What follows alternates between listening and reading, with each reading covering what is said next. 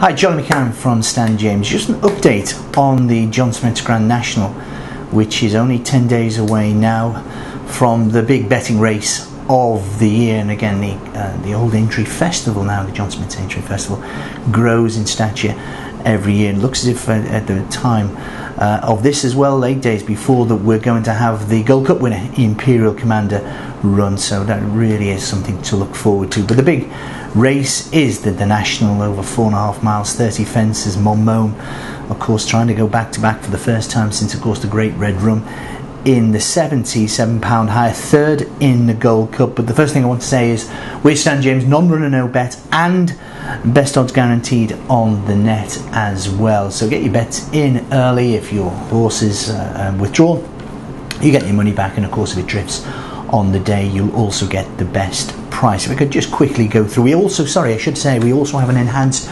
win-only market. So I know some people, rather than back a horse each way, so rather than have a fiver each way on a horse, would rather have a fiver on two different horses. So, for example, Big Fella Thanks, who's the favourite for the Grand National, he's a 7-1 in our traditional market, where it's a quarter of the odds first four, but he's 8-1 in the enhanced win-only market. So have a look at both markets. If, especially, of course, well, if you're betting win-only, make sure you bet in the enhanced win-only market rather than the traditional market. But let's just go through now, post Cheltenham, what has happened since we first looked at the runners. That was on February the 15th when the weights were announced. I went for State of Play at that occasion, and I've certainly backed State of Play, and obviously since how it hasn't run, it's not blotted its copybook yet, and Devon Williams still has this team in form, and I think it goes best fresh, loves a good ground, and Andrew Tulloch, clerk of the course at Aintree, suggesting that ground should be perfect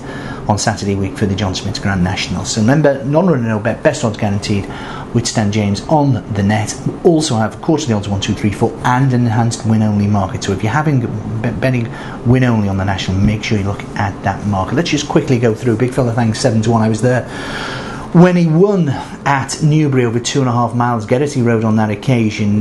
Ruby rode Pasco. It was Ruby's idea to ride him at 2.5 miles in his prep race for the Grand National. I spoke to Harry Finlay on the day as well. They were delighted with the prep run, but again, he's 7-1 stroke 8-1 now, maybe short enough. But again, if now that Ruby's ridden her, of course, that 8-1, I don't think he'll go off 8-1. I think he'll go off 11-2, 6-1 on the day. Arbor Supreme 10-1. The gamble, I think a lot of people thought, this is owned by JP McManus, a lot of people thought this gamble was because Tony McCoy was going to ride Arbor Supreme. This, of course, won the Galway Plate last year, 2 3/4 miles. That was very, very impressive. Obviously, Willie Mullins, he's put this away. Big gamble this in recent days. 10-1 with ourselves, and 12-1, 10-1 the traditional market, 12-1 the enhanced win-only market. I think there's slight stamina reservation. Paul Townsend, of course, gets the ride. AP Loyal to Can't Buy Time and John Joe O'Neill. Monmouth 11-1 and 12-1 in the enhanced win-only. Monmouth, of course, won the race last year off 11 stone. He'll carry 11.7, minimum 11.7. It's be interesting to see if Madison de Burley or Notre Pere run. If not, the weights will go up by £2. But not Monmouth. I think something had to finish third in the race in the Gold Cup. Something had to finish third. I thought Tricky Tricks was desperately disappointing. Monmouth did finish third, but at a respectable distance, although, of course, the important thing, he was running on at the end. The package 14-1, not guaranteed to get a run, but of course, with StanJames, with non-runner, no bet, you're going to get your money back if he fails to make the cut. But he really should. He's really on the cusp now. The package, and I'd be very, very surprised if he didn't. Remember, runner-up in the William Hill Chase to Chief Dan George at the festival, and the package, well, he seems a very progressive type. It'd be interesting if Timmy Murphy rides that, or Comply or Die. Tricky Tricks is 16-1. Anyway, the forgotten horse in the race, Tricky Trickster, of course, there was the short price, shortish, sort of 7-1, 8-1 after he'd won the Aon Chase, but disappointing in the Gold Cup. Are you prepared to forgive Tricky Trickster? Remember, he's a 7-year-old. No 7-year-old has won the Grand National since 1940. Niche market, 16-1 Irish Grand National runner. This is running consistently well. just touched off, of course, by by Tricky Trickster in the air and chased the penultimate start. Niche Market, Buckler's horse, running really well, and not a sexy trainer, of course, Bob Buckler, and that's maybe why he's still 16-1. Then they've got the two previous winners of the Beecher Chase, Vic Venturi, Black Appalachie. Again, regular viewers will know that I favour Black Appalachie. Then Can't Buy Time 16th and 20 today Tuesday on the week before the Aintree Festival. That's by McCoy has now said he'll ride ride this horse. It looks as if anyway he's going to ride Can't Buy Time 16th and 20s, backstage 20-1.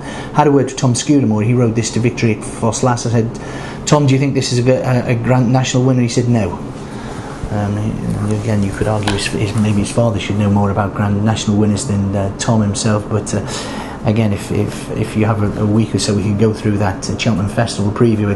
It's fair to say Robert Thornton put me maybe off Big Zeb on that occasion, but Tom wasn't really thinking the backstage was a potential Grand National winner. 20-1 Comply or Die, 25-1 Comply or Die, 20-1 State of Play. You know, I'm keen on State of Play. I think he hasn't got a great deal to find on last year. Again, you could just argue that as maybe he's past his best. Remember, of course, he won a Hennessy Gold Cup a couple of years ago now.